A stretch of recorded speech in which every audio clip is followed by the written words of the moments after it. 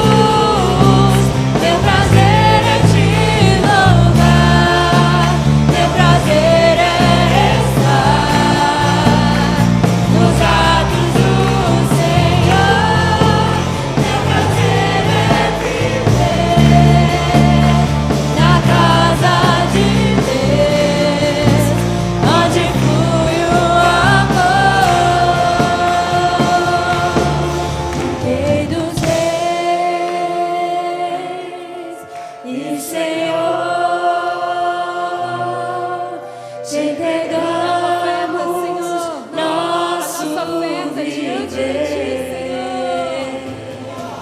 Rei dos reis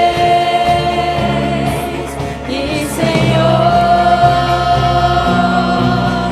te entregamos nosso viver pra te adorar, ó Rei dos reis. Foi teu nascido, ó Rei Jesus. Meu prazer é te louvar, meu prazer é estar nos atos do Senhor. Meu prazer é viver na casa de Deus, onde flui o amor. Prazer é viver na casa de Deus, onde flui o amor. Meu prazer é viver na casa de Deus, onde flui o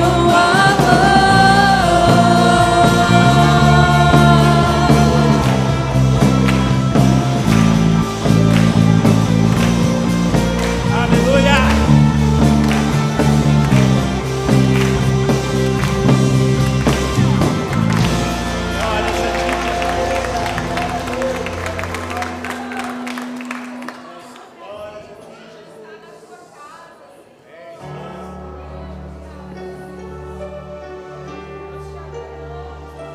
Glória a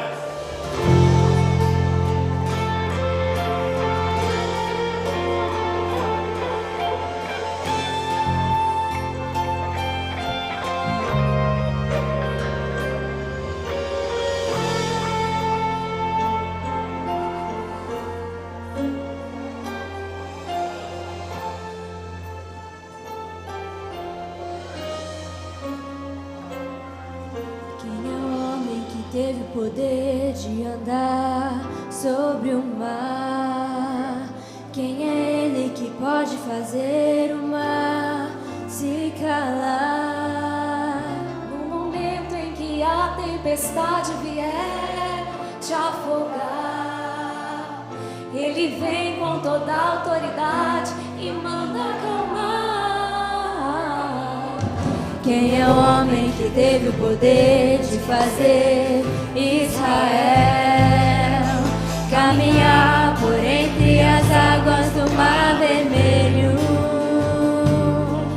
Fez caminho no meio do mar para o povo de Israel passar.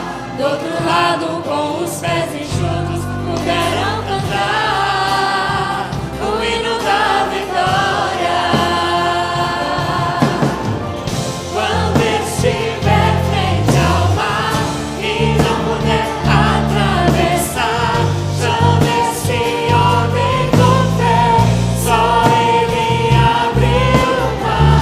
Não tenha medo, irmão, se atrás vem Faraó, Deus vai te atravessar e você vai entoar o hino da vitória. Toda vez que o Mar Vermelho tiver que passar, chame logo esse homem para te ajudar. É nas horas mais difíceis que ele vai te ver. Pode chamar esse homem que ele tem poder. Se passares pelo fogo não vai te queimar, se nas águas do passado não vão te afogar. Faça como Israel que o mar atravessou, e no nome do Senhor o hino de vitória. Do outro lado cantou. Quando estiver frente ao mar e não puder atravessar, chame esse homem com fé, só ele abriu o mar. Não tenha medo, irmão, se atrás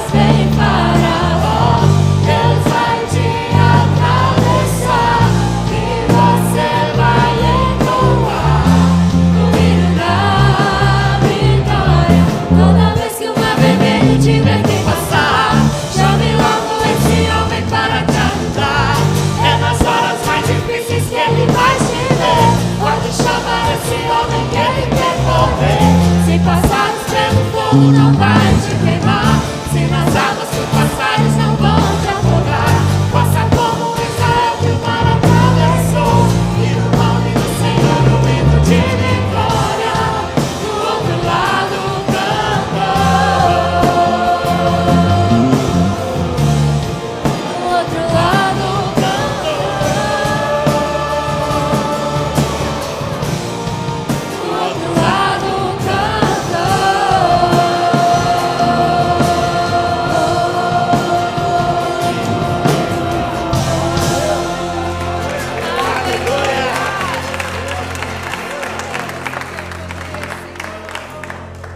Nós conhecemos quem Tu és, Senhor. Cremos no Teu poder, Senhor.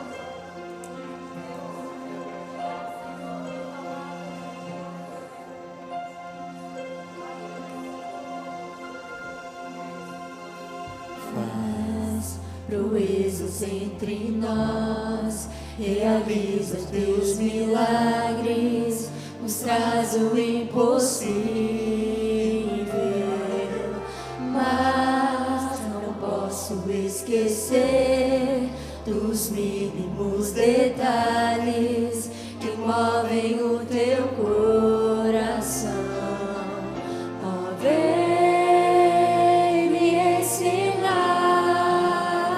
uma canção que toca no teu coração.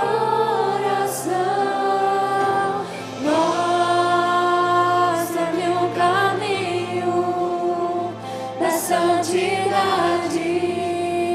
da adoração. Que eu tenho um coração humilde, que eu tenho um coração sincero, que eu tenho a vida no altar, com lábios santos para adorar. Que o céu irá se abrir e o milagre acontecer. Tuas proezas sobre mim, detalhes que movem teu coração. Aleluia. Bendito seja o Teu nome, Senhor.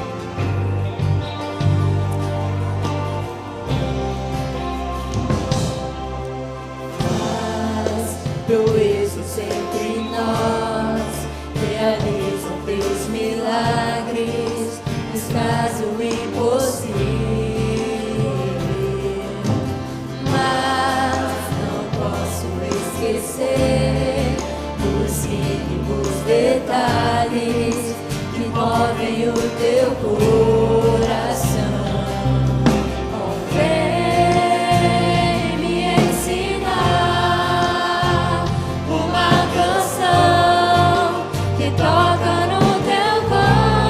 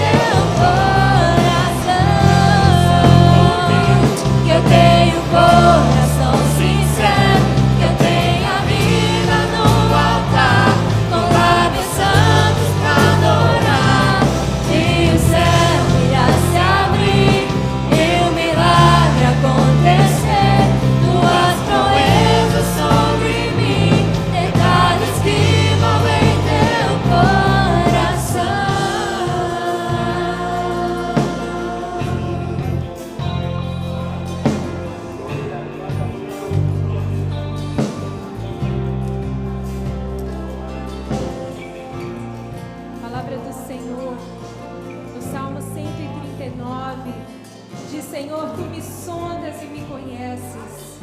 Sabes quando me assento?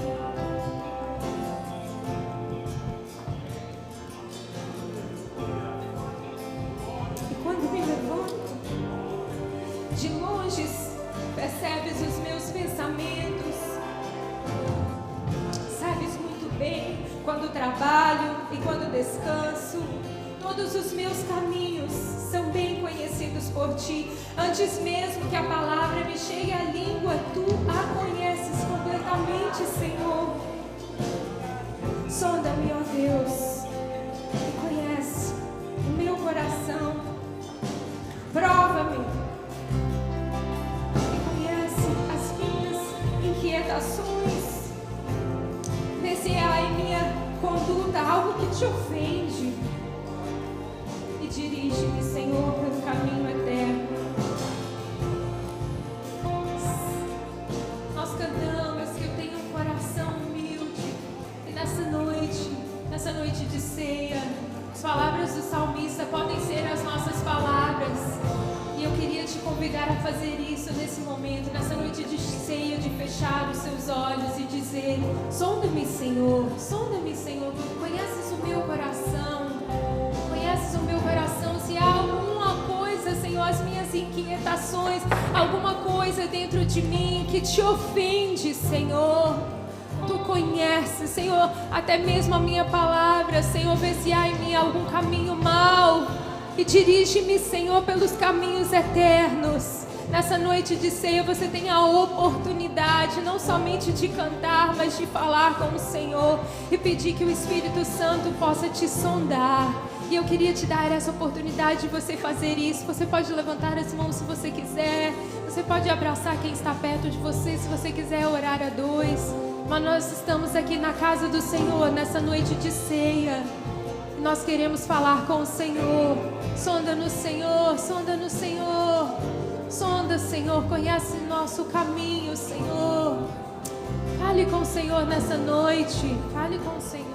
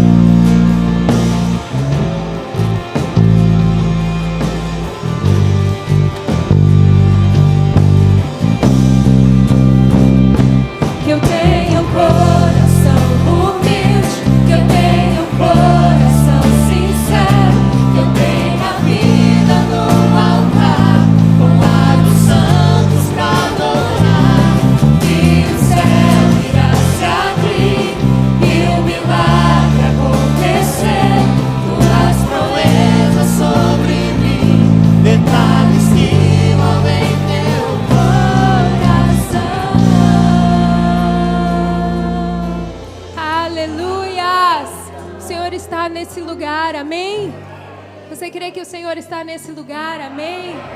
Abençoe alguém que está perto de você antes de você se assentar. Que a paz do Senhor seja sobre a sua vida. Que a graça do Senhor seja sobre a sua vida. Em nome de Jesus. Aleluias.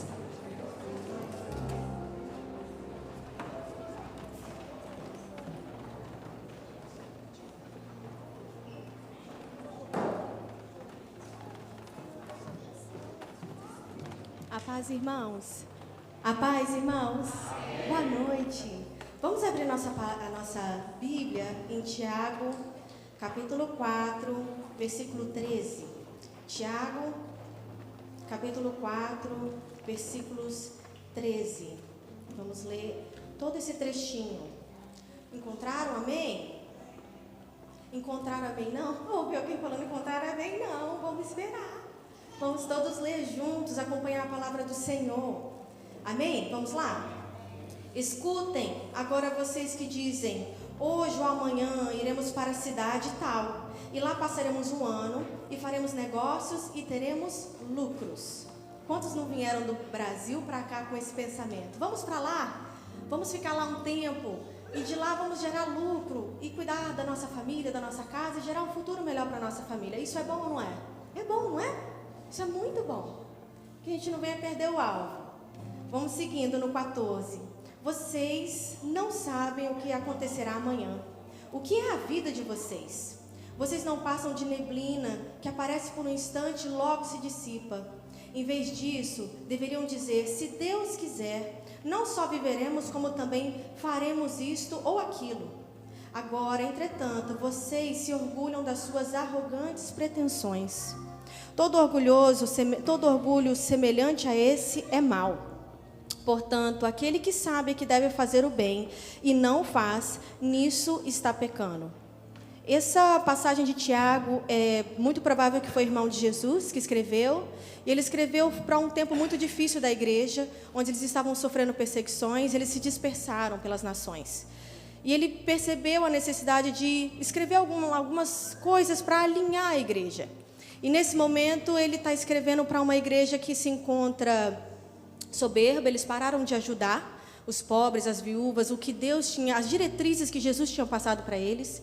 E uma das coisas que ele percebeu que eles estavam favorecendo os ricos, dentre outras coisas, mentindo, falando mal entre si. Tanto é que essas cartas falam tanto para a nossa igreja de hoje em dia também, a gente se vê nessas cartas. E aqui Tiago trazendo esse alinhamento, e como que isso cai nos dízimo e ofertas? Não te dói, às vezes, ver a necessidade da igreja e não fazer nada? Não te dói, às vezes, ver a necessidade da igreja e você só passa batido e finge que não é com você? E essa passagem, essa frase principal aqui: portanto, aquele que sabe que deve fazer o bem e não faz, nisso está pecando. Esse é o pecado da omissão. No grego, é a mesma coisa que você vê um alvo, você passar por esse alvo e você decidir não acertar. É isso que significa. Você vê a necessidade de fazer algo bom, estender a mão, abençoar, mas você decide não acertar esse alvo. Pecado de omissão. Às vezes nós temos a oportunidade de mudar de um país do outro, ser bem-sucedidos, e graças a Deus por isso, que nenhum dos seus filhos mendigue um pão. Mas nós decidimos priorizar o plano do nosso coração do que o do Senhor. Pergunto novamente: não te dói o coração ver a necessidade da igreja não fazer nada? Tem algo errado com você. Que o seu coração esteja alinhado com o do Senhor.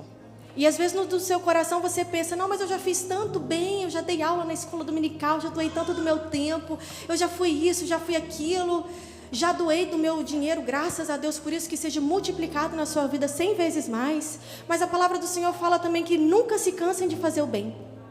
E também fala que se sua mão direita fizer, que a esquerda não fique sabendo.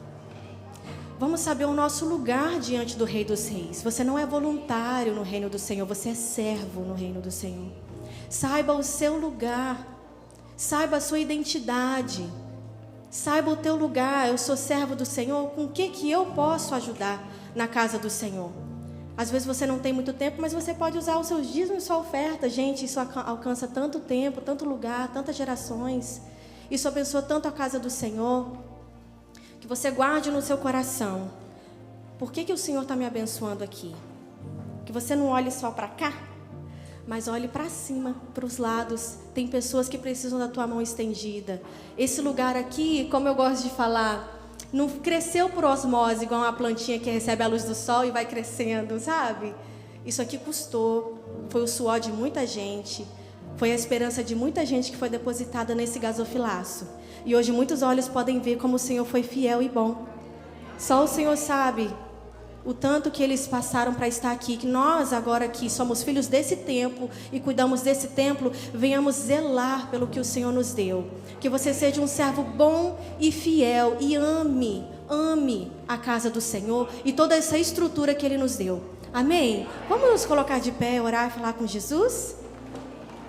Senhor, o Senhor nos ensina nessas cartas a serem bons constantemente, independente de perseguições, independente do que nos aconteça, que nós não venhamos, Senhor, cometer o pecado da omissão, ver o bem que nós podemos fazer, Pode ser com uma moedinha, pode ser com 20 moedas, pode ser com muitas notas ou poucas notas, mas o Senhor olha para o nosso coração, Jesus. E o Senhor sonda, como já foi falado aqui. Senhor, alinha os nossos pensamentos, os nossos caminhos e os desejos do nosso coração com o do Senhor. Que os teus planos venham prevalecer para nossas vidas, Jesus. Mas que nós não venhamos ver o bem e não acertar o alvo, Jesus. Escolher não aceitar o alvo. Que no nosso coração um desejo maior, Deus, seja acertar o alvo da salvação, o alvo dos órfãos e das viúvas, dos necessitados, da necessidade da igreja local, da necessidade dos missionários, da necessidade dos departamentos individuais. Que os nossos olhos, Senhor, venham seguir os passos de Jesus. Que as nossas mãos venham fazer o que o Senhor nos chamou para fazer. Que o nosso coração venha estar voltado para o Senhor completamente. Porque o nosso dinheiro, Senhor, não foi o Senhor quem nos deu. As nossas mãos trabalham, mas foi pela graça do Senhor. Os nossos pés vão, mas é pela graça do Senhor que eles vão. Que nós venhamos ser sal e luz a todo tempo, Deus. Que o nosso dinheiro, Senhor, que nós depositamos aqui, que nós devolvemos na casa do Senhor, venha se multiplicar. E, Senhor, se revela aqueles que ainda têm um coração duro diante disso, porque nós sabemos que o dízimo e a oferta não é para mudar o coração do Senhor, é para mudar o nosso, ensinarmos a ser mais fiéis na casa do Senhor, entender que o Senhor da nossa vida não é Mamon, mas é o Rei dos Reis, o Senhor dos Senhores, o Deus de todas as coisas. É a esse Deus que nós servimos. Que nós não venhamos trocar valores, Jesus. Que nós venhamos colocar o nosso Deus, o Rei dos Reis, no lugar certo e Mamon para fora da nossa casa. Que nós venhamos olhar em direção a Jesus e saber que o Senhor supre todas as nossas necessidades. Obrigada por tudo, Deus. Amém. Os irmãos fiquem à vontade para depositar no gasofilaço. Permaneça em pé, irmãos. Vamos louvar ao Senhor com mais uma canção.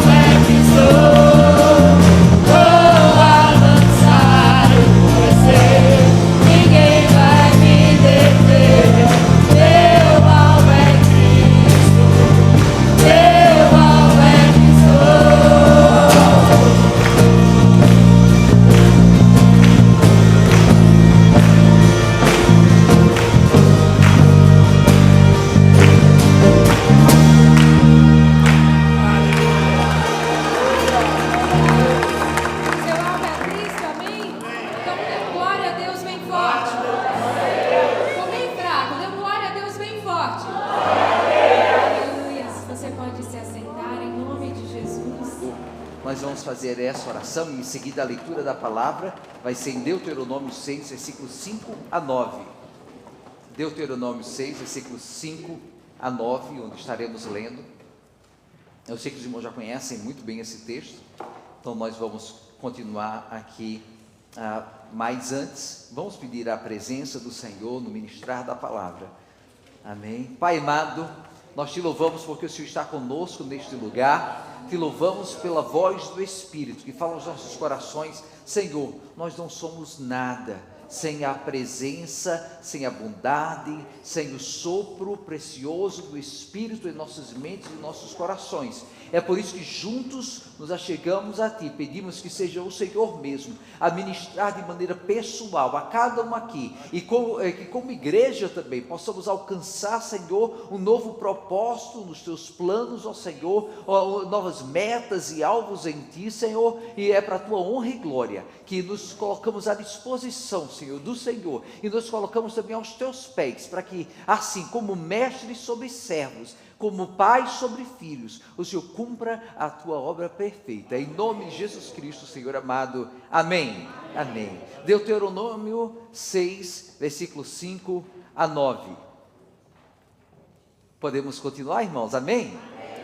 Ame o Senhor, o seu Deus, de todo o seu coração, de toda a sua alma e de todas as suas forças.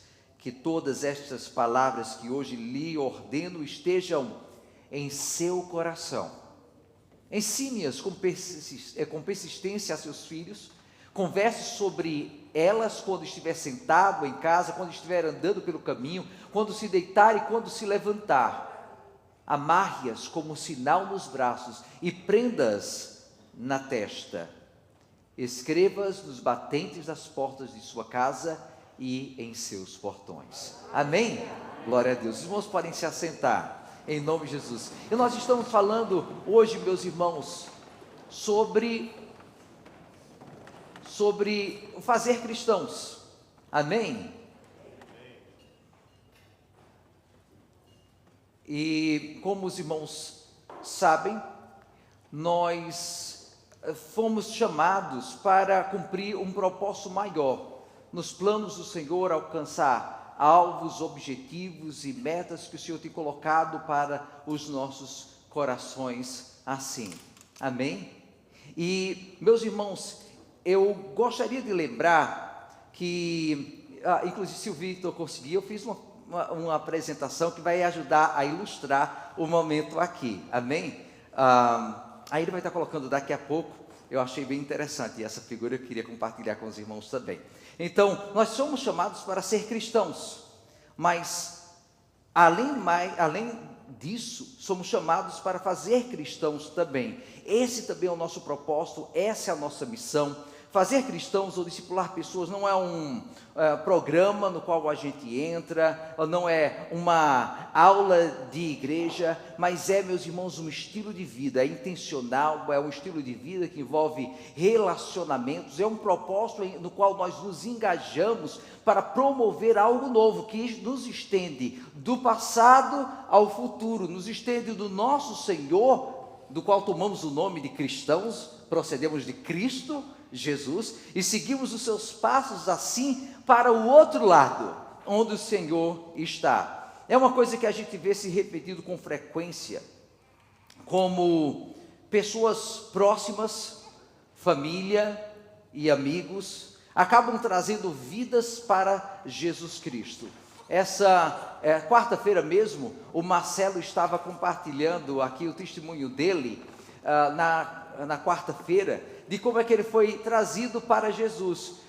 Ele recebia convites, a sua esposa chamava, mas foi quando o Cacá começou a insistir com ele sobre vir à igreja, convidando, aquele jeitinho de trazer alguém para Jesus, que ele foi abrindo o seu coração e deixou que eventualmente o Senhor o alcançasse. E num dos cultos ele foi e deu a sua vida para Jesus, para a alegria da sua família. Assim, a gente vê que não é somente esse testemunho. Nós tivemos o Gleidson compartilhando uma outra quarta-feira como é que a sua avó insistia para que ele estivesse indo para a igreja, para a escola dominical, estivesse aprendendo assim, aquela insistência. Eu creio que muitos dos irmãos que cresceram em igreja sabem o que é isso.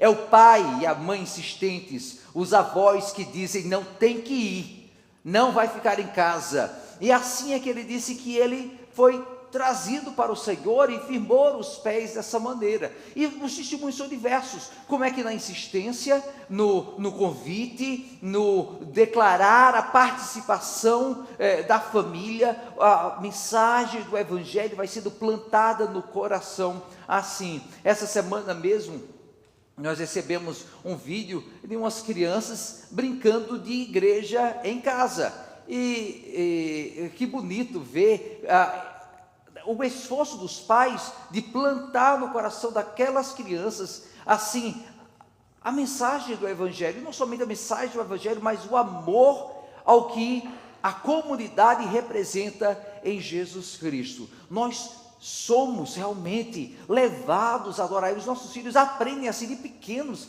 a celebrar estas coisas preciosas, que nos levam mais perto do Senhor Jesus Cristo. Então, não era a Tamires simplesmente filmando as suas filhas ali, porque era engraçadinho, mas porque é uma celebração de quem Jesus é dentro da família, e é algo que nós nos alegramos em ver o esforço dos pais aqui. Eu espero que as meninas não fiquem chateadas comigo quando elas crescerem, de ter compartilhado esse testemunho aqui, mas a gente vê, meus irmãos, como é que é plantando dia a dia algo no coração dessas crianças, que nós fazemos algo acontecer.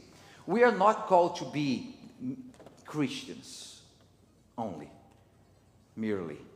We are called to make Christians. That is our calling. É importante nos preocuparmos em fazer cristãos, mas por que é importante? O primeiro e mais importante motivo é que é um ato de obediência. É uma declaração de que nós reconhecemos o que o Senhor nos mandou fazer, é o mandamento direto do Senhor Jesus Cristo: ide por todo o mundo e pregai o Evangelho a toda criatura. Nós estamos também dando esperança e vida aos que estão perdidos no mundo. Como cristãos, nós somos instigados a tomar a nossa parte, a fazer a nossa parte, a nos engajar, a nos envolver, a transformar a vida de pessoas. E como é que pode um cristão estar ali trabalhando durante todo o dia e não se preocupar em fazer uma oração, não se preocupar em compartilhar um versículo, não se preocupar em compartilhar um testemunho do que Jesus fez na sua própria vida? Este é o propósito cristão. Também outra razão porque nós devemos nos preocupar em fazer cristãos é porque nós estamos fazendo um impacto no mundo que está em trevas. Nós estamos acendendo luzeiros que vão se levantando no meio das trevas, estão trazendo impacto ao mundo que está perdido. Meninos, meninas, jovens, adultos, casais que estão nas trevas, e somos nós que trazemos luz a eles. Nós estamos dando continuidade a uma igreja santa, que começou lá com o Senhor Jesus Cristo, e nós como sacerdócio santo, como diz a palavra do Senhor, nós como sacerdotes de Deus, estamos levando adiante, continuando o ministério que iniciou lá no passado, com a igreja primitiva, como mandamento de Jesus para a sua igreja. O discipulado ativo é, portanto, um processo contínuo de formar pessoas qualificadas para continuarem esse ciclo em que nós estamos, essa corrente que nos conecta de hoje ao passado e vai nos conectar ao futuro se o Senhor não retornar antes também, mas tudo iniciado lá atrás com a pessoa de Jesus Cristo. Eu tenho certeza que todos nós aqui conhecemos alguém que foi transformado, entregou a sua vida, ou foi pelo ministério dos seus pais, em casa quando eram pequenininhos, dos seus avós ministrando a palavra do Senhor em orações, ou também pela amizade de homens e mulheres que foram insistindo, Jesus, declarando Jesus na vida de um amigo, para que ele viesse finalmente a conhecer o Senhor amado. It is important that we make Christians. That is our calling. And how can we make it happen? How can we make it so? Como podemos realmente fazer cristãos, meus irmãos? Antes de dar continuidade aqui, trazendo essas respostas, eu gostaria de lembrar aqui que esse texto que nós lemos, ele faz parte de um grande discurso de despedida de Moisés. Durante alguns capítulos nós vemos ele falando já lá palavras que estão dizendo: vai chegar o momento, vocês estão passando para o outro lado do rio Jordão, vocês estão passando para a terra prometida, e ele já começava a sentir que o momento está chegando, ele não vai com o povo de Israel, e ele começa então a se despedir dessa maneira. É interessante que ele dá essa grande despedida também, falando com o povo de Israel que eles deveriam ensinar essas palavras, ministrar, eles vivendo e ministrando também os seus filhos e aqueles que estariam convivendo com o povo de Israel. Mas Jesus também, o nosso Senhor amado, quando ele estava se despedindo, antes de subir para a glória, às alturas, ele disse: ide por todo o mundo e pregai o Evangelho. That is a great commission, a grande comissão. It is interesting to see that in his farewell to the disciples, he also commands the church to go and make disciples. Ele comanda a igreja a ir e fazer discípulos. Então, como podemos fazer discípulos? Em primeiro lugar, e talvez o mais importante de tudo, porque são as raízes do que nós vamos fazer, como vamos atuar para fazer discípulos. Deuteronômio 6, versículos 5 a 6, nós já lemos esse texto, mas aqui nós diremos o seguinte: ame o Senhor, o seu Deus, de todo o seu coração, de toda a sua alma e de todas as suas forças. Que todas estas palavras que hoje lhe ordeno estejam em seu coração. Não sei se você conseguiu perceber aqui esses mandamentos e essas palavras que se encontram: ame o Senhor, todo o coração, toda a sua alma, toda a sua força. Essas palavras estejam no seu coração. Ele está falando de algo que está dentro da gente, algo que deve morar dentro da gente. Cristianismo, inclusive para o povo de Israel, ainda no Velho Testamento, não era uma camiseta que a pessoa vestia e que a partir daí ia celebrar o cristianismo superficial. Cristianismo não é um boné que a gente carrega com um dizer ou um versículo. Cristianismo não é somente carregar uma Bíblia. Cristianismo não é ter um título ou aparecer na igreja numa celebração uma vez no ano. Religiosidade, nós já falamos no passado, voltamos a dizer: religiosidade não importa, não tem valor para Deus. Religiosidade é o mesmo que nada no mundo espiritual. Sabe o que importa? É ter Deus, ter as suas palavras, ter o Senhor, ter essa mensagem transformadora no nosso interior e viver essa mensagem. É isso que nós vemos, é isto que nós lemos aqui. O discipulado eficaz, meus irmãos, começa quando a verdade nos transforma em primeiro lugar. Ela vai lá dentro e faz algo para então nos capacitar a fazer algo na vida de outros também. O discipulado cristão não é simplesmente uma adesão a dogmas, a regras, a princípios. Eu vou obedecer esses mandamentos, eu vou obedecer essas regras aqui, essas diretrizes aqui. Isso não é cristianismo.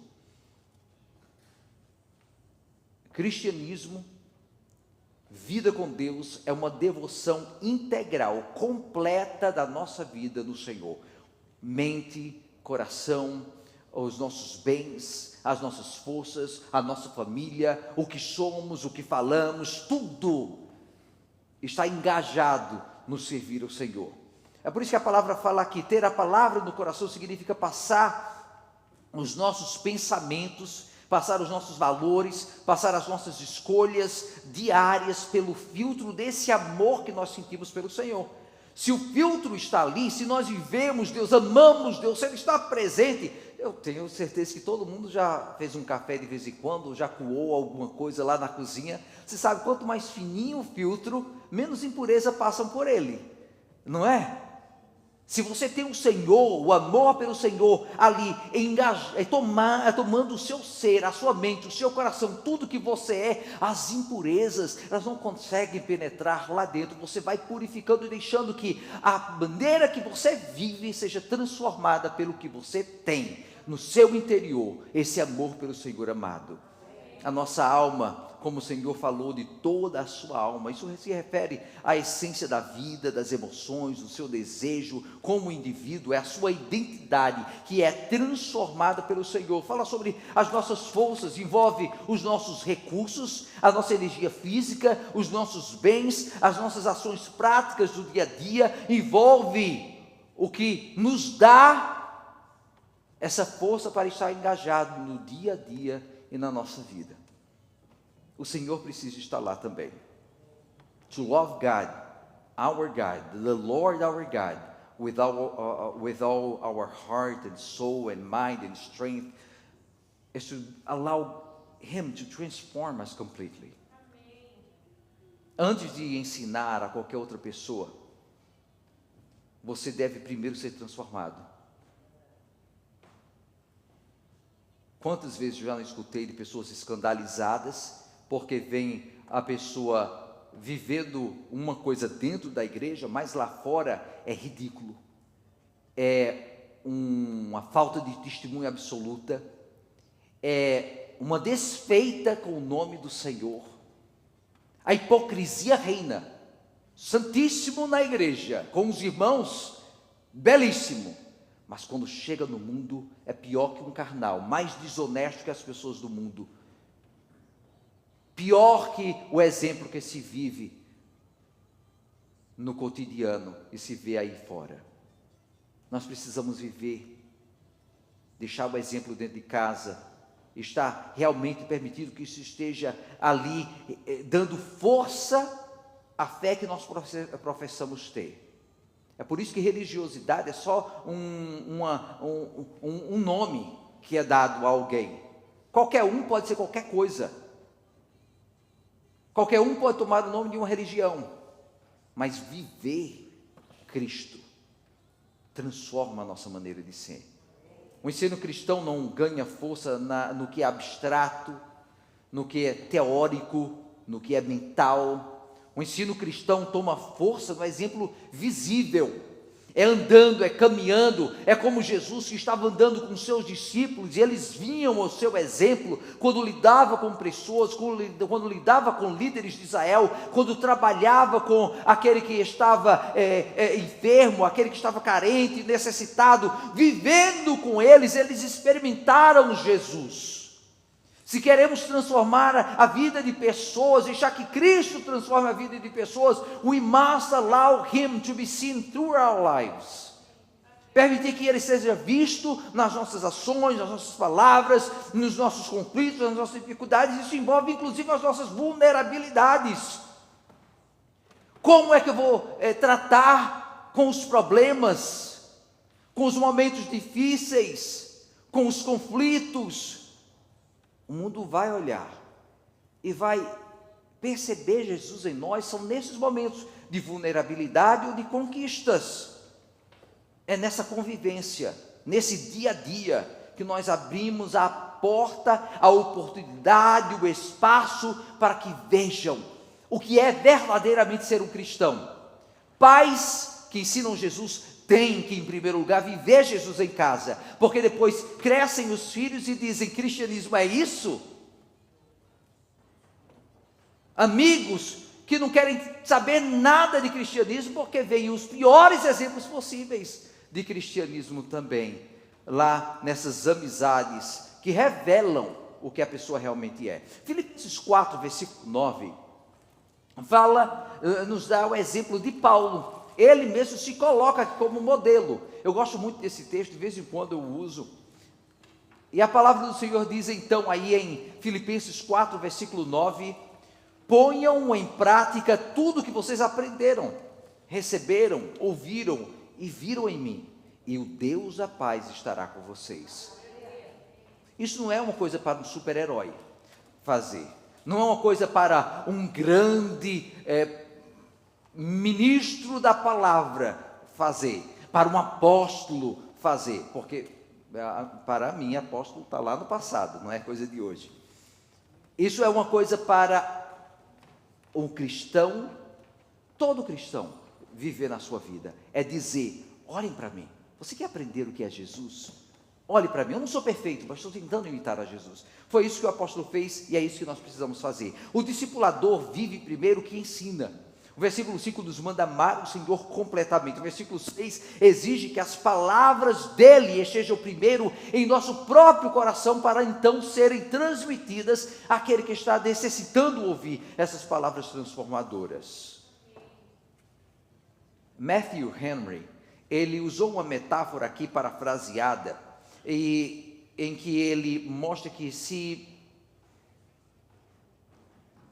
não se pode acender o fogo na vida de uma outra pessoa se a nossa própria vela está apagada.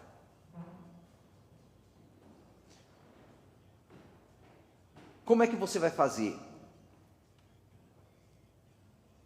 o teu amor por Jesus queimar no coração do seu filho, do seu família, de alguém da sua família, de algum amigo, de familiares, se o seu próprio amor se apagou há muito tempo, se ele não queima pelo Salvador da mesma maneira que queimava lá atrás, quando você começou com Jesus? É por isso que Apocalipse fala para a gente voltar ao primeiro amor.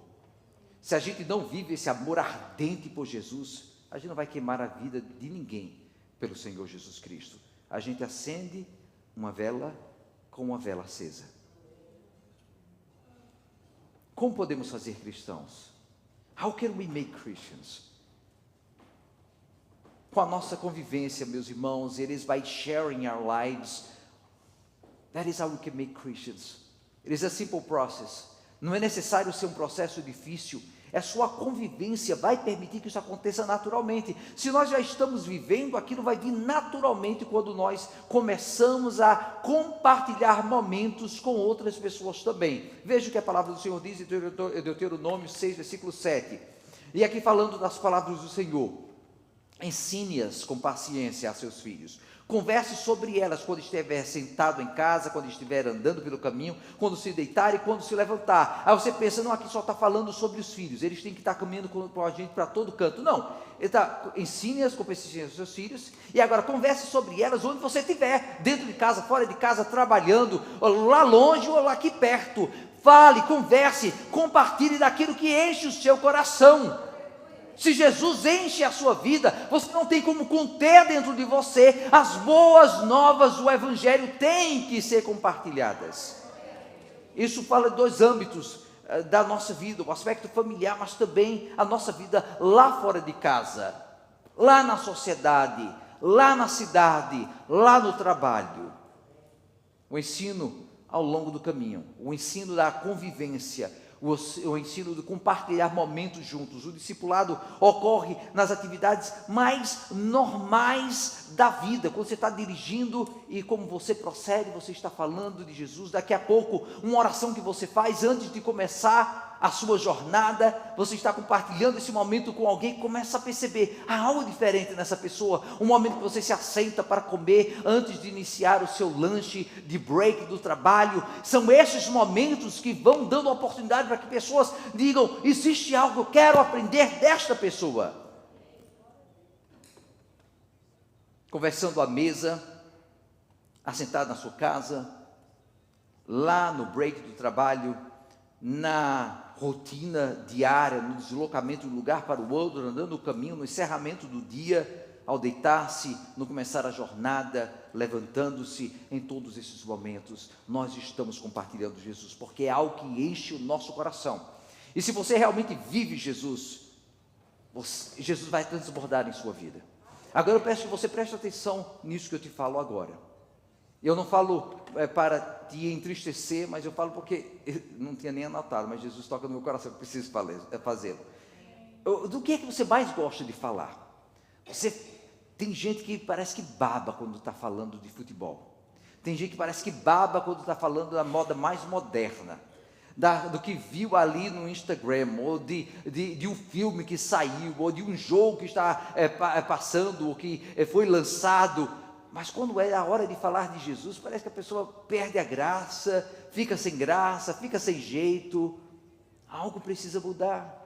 O retorno ao primeiro amor, ou talvez começar o primeiro amor.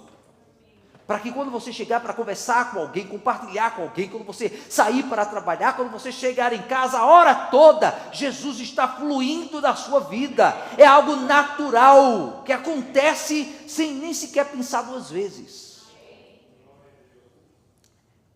Nós mencionamos, mas agora eu volto a falar aqui brevemente, lá em Mateus 28, Jesus mesmo, aproximando-se dos discípulos, lhes disse: vão e façam discípulos de todas as nações, ensinando-os a obedecer a tudo que eu ordenei a vocês. Vejam o que é que ele falou: vão e façam discípulos, ensinando tudo.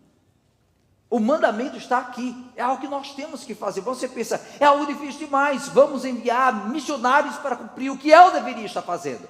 Vamos enviar aqui um evangelista para fazer o que eu deveria fazer aqui também. Mas discipular, evangelizar, falar de Jesus, é algo para todos nós cumprirmos.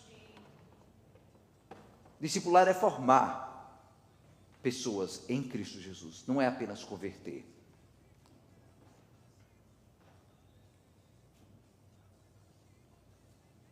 O evangelismo inicial de um missionário num campo é uma porta de entrada, mas o mandamento central é de fazer discípulos, é acompanhar aquela pessoa. E eu digo para os irmãos que, por mais bonito que seja o trabalho no campo missionário, por mais bonito que seja a ideia de um grande movimento, uma grande cruzada evangélica, um estudo foi feito ali nos anos 1980, 1990, o século passado. A gente vê, isso inclusive saiu no Instituto do American Church Growth, IACG, foi um estudo realizado com mais de 10 mil pessoas, centenas de igrejas, foi publicado ali, foi entre os anos 1970 a 1980, eu puxei uma década para frente. E eles disseram que amigos e parentes, no relacionamento do dia a dia, eles conseguem uma porcentagem de convertidos, que não somente aceitam Jesus, mas permanecem, de 75% a 85% dos casos. Se o evangelismo porta a porta, 1 a 2%. Programas de rádio, TV, internet, 1 a 2%. Cruzadas evangélicas, 0,5% a 1%.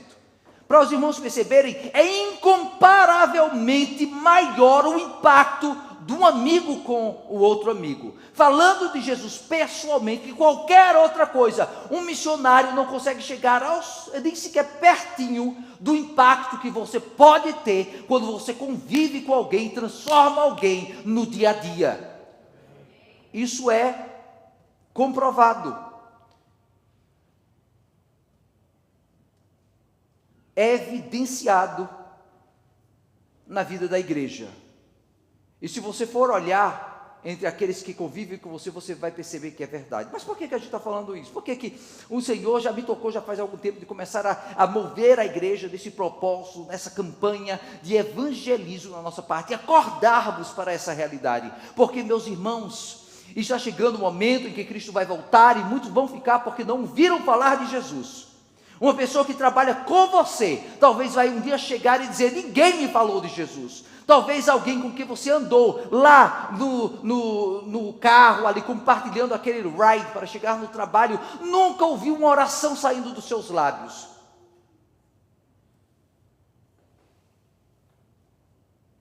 A gente tem vergonha, a gente fica incomodado, a gente fica acomodado, seja qual for a explicação, mas só que é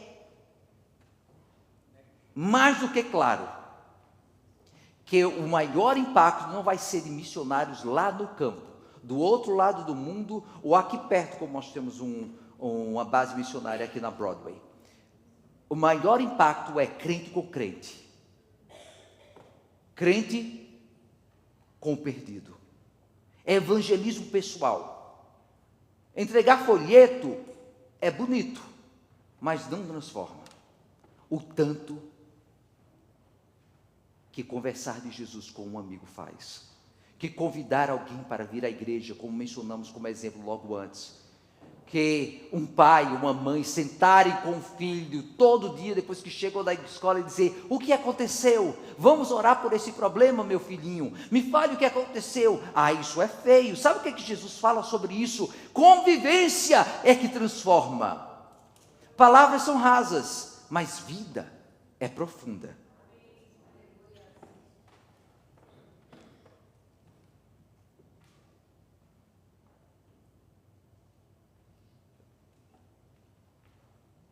You got to understand that people change when they see the impact in your own life. That is how they are going to change. When we see someone going to a restaurant, when we see someone buying something, we always say, oh, is that a good product? Is that something good? Did you like the experience? And then we go ahead and we buy the same thing. We use the same thing, we use the same services. A gente olha para o que alguém comprou, o que alguém fez, a gente olha para um lugar que alguém foi num turismo. É isso que nos estimula. A gente diz, ok, alguém experimentou, então agora eu posso fazer também. Nós estamos, não é para minimizar, mas para mostrar para você como é igual, é semelhante à circunstância. Se você quer que alguém aceite Jesus, venda Jesus com a sua vida. Mostre, vale a pena servir a Jesus. Olha para mim, eu era quebrado e fui consertado, eu estava perdido e fui achado, eu estava completamente desfeito e Ele me restaurou. É assim que você vende Jesus ao mundo que precisa encontrá-lo. O cristão local é o multiplicador encarregado do crescimento real e orgânico do corpo de Cristo. Isso vem com o evangelismo diário, um evangelismo de situações, um evangelismo de convivência. A missão da igreja só sobrevive quando cada um de nós assume a nossa parte. Você viu? É assim que a igreja cresce. A palavra de Deus não nos foi dada para ser retida como em um reservatório, uma caixa d'água, mas foi dada para a gente, para que fosse repassada como um canal, levada além, para que outros fossem transformados por essa mensagem preciosa do Evangelho de Deus. Agora é necessário um esforço ativo para conduzir novos crentes à maturidade. O discipulado exige trabalho, instrução, correção e acompanhamento, e tudo isso com muito amor no coração. Isso não é algo somente para missionários sofrendo lá no campo, não é algo simplesmente para grandes palestrantes. É para cada um de nós aqui. Tudo que é necessário é você ensinar dentro de casa, ensinar quando você está conversando, em toda hora, está falando de Jesus. Diga como Ele é bom, diga o que Ele fez com você, diga como Ele transformou a sua vida, conte da bênção que você recebeu, peça ajuda a Ele, ore por alguém, aproveite cada oportunidade, é uma chance de fazê-lo. Pratique com aquele cara que está te dando um ride no Uber. Ele está ali, ele tem que escutar você é o cliente dele, então vai e fala, olha, e aí, qual foi a última vez que você foi na igreja? E aí, você precisa de uma oração? Eu posso orar por você depois. Aproveita essas oportunidades que aparecem, são circunstâncias que você plantou a semente. E aí você vai praticando, mas especialmente com aqueles que são mais chegados de você.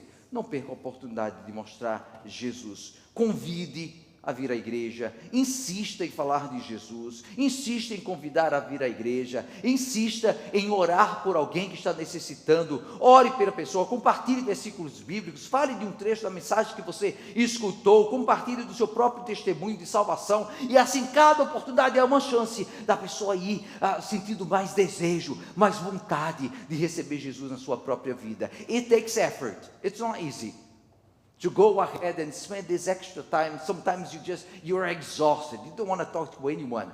But then Jesus says, I want you to minister to this person. Chega aquela oportunidade quando você está exausto e Ele diz, não, toma essa chancezinha aqui. Eu quero que você fale para essa pessoa que está perdida. Fica com o ouvido aberto para ouvir o que Jesus está falando. Não perca a chance, por amor do Senhor amado. Lembre que nós fomos chamados a ser a sua voz nesse mundo perdido, os seus lábios que proclamam a mensagem do Evangelho. Dá trabalho? Tem vezes que você quer estar quietinho no seu canto? Sim, com certeza. Mas fomos chamados para ser ministros do Evangelho. How can we be Christians?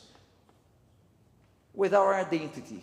Com a nossa identidade, com quem nós somos. Deuteronômio 6, versículos 8 a 9 nos falam: amarre-nas como um sinal nos braços e prendas na testa, escrevas nos batentes das portas de sua casa e em seus portões. Aqui não é uma exigência para a gente como um ritual físico, um amuleto externo. Infelizmente, para o povo de Israel, Jesus, ele reconhecia isso, que muitos desses líderes de Israel, eles tinham ali essas declarações externas de religiosidade, mas lá dentro, eles eram, nas palavras de Jesus, sepulcros caiados. Mas, meus irmãos, esse texto está nos falando de algo muito claro aqui, que deve-se haver uma visibilidade, uma declaração pública de quem nós somos. Não é o que você guarda lá dentro, eu sou bonitinho, um cristão private. É uma declaração pública, é uma declaração externa. Se você tem que colocar ali um quadro, um sinal, uma placa, uma palavra, um boné, uma camiseta, um boné, ou coisas que você carrega para usar como também declarações de Jesus, oportunidades de ministrar na vida de alguém, faça isso. São ótimas oportunidades de declarar quem Ele é na sua vida, mas vai muito além do que isso. Atar o ensino nas mãos, na testa, nos umbrais da casa, significa criar uma cultura onde a palavra de Deus molda as ações, o pensamento, a atmosfera do lugar em que você está. A escolha da mão, da testa e do lar, e tudo isso tem um simbolismo prático e profundo. A mão, o atar por sinal, a mão é o símbolo de ações, do trabalho, da conduta, do que nós fazemos. Significa tudo que o cristão faz com as mãos deve ser governado e alinhado aos mandamentos de Deus.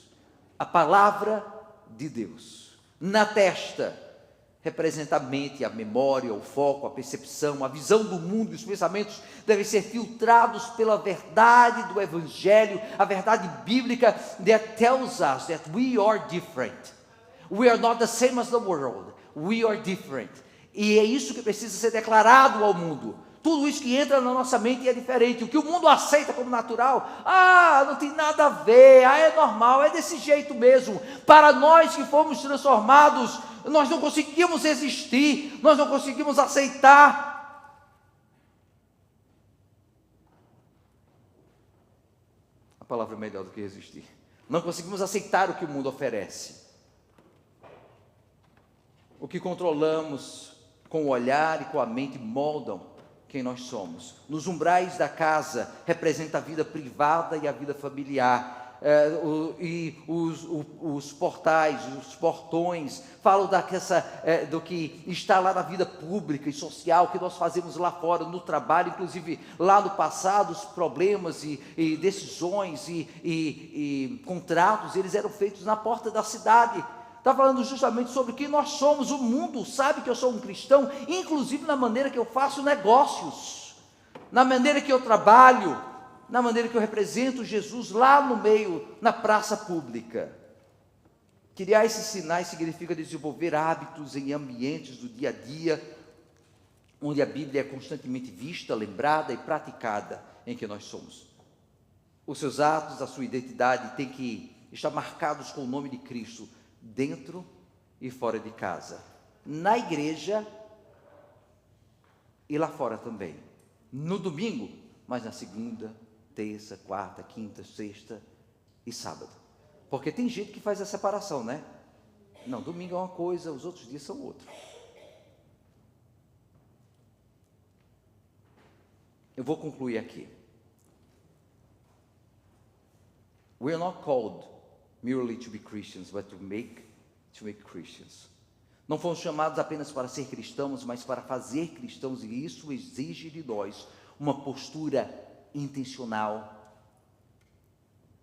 e transformada no nosso dia a dia. Lembre-se de que o discipulado ativo não acontece por acaso. Vidas não vão ser transformadas por acaso. Lembre-se, esse discipulado, esse evangelismo vai aparecer no seu acompanhamento espiritual na vida de alguém, no investir tempo real em amizades e vida em comunidade, numa caminhada diária que reflete o nosso compromisso com as palavras de Jesus Cristo em nossa vida, no foco em preparar o discípulo para que ele mesmo se torne depois um discipulador, um evangelista, um porta-voz do Evangelho. Quando permitimos que a verdade de Deus transforme primeiro o nosso coração e transborde em nossas ações, meus irmãos, a nossa fé deixa de ser um ritual sem vida e se torna um estilo de vida contagioso, capaz de acender o amor de Jesus, o amor por Jesus, dentro do nosso lar e por onde nós passamos.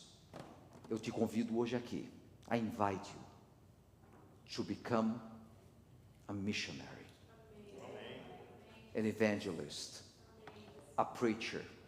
Eu te convido a ser um missionário, um evangelista, um pregador, um porta-voz do Evangelho, a ir lá fora e dizer: Jesus Cristo faz diferença.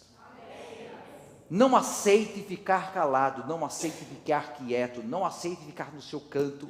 Aproveite as oportunidades, insista, seja perseverante, porque os exemplos estão aí do que ele já fez e vão continuar a acontecer, porque é no dia a dia, é na vida um com o outro, no compartilhar de circunstâncias, que deixamos que Jesus contagie a vida de pessoas com a bênção da vida eterna.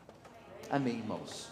Glória a Jesus. Eu vou me colocar agora à disposição dos irmãos, se você desejar estar orando comigo, falando comigo, pedindo orientação, o que necessitar, vou estar à disposição dos irmãos. Mas nesse momento eu quero que você se coloque de pé e você faça uma oração, olhe para a sua vida e coloque na balança: do que é que eu gosto de falar? O que é que eu gosto de assistir? O que é que eu gosto de viver? E se Jesus está lá embaixo, nessa balança, ele não está, ele está leve demais, chegou a hora de você vivê-lo mais, para que você possa transformar vidas com quem você é.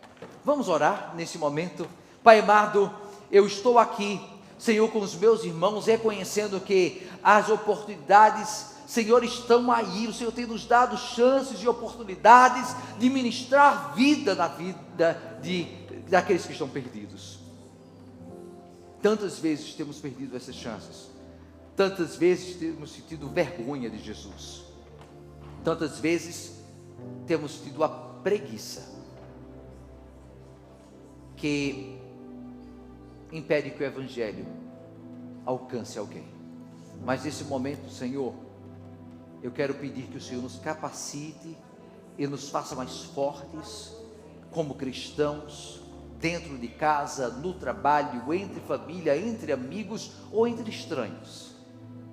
Que vivamos Jesus de tal maneira que Tu sejas irresistível. É o que eu peço em Teu nome, Senhor, não somente pela minha vida, mas pela vida dos meus irmãos aqui e agora, em nome de Jesus Cristo. Amém, Senhor. Sonda-me, Senhor, e me conhece.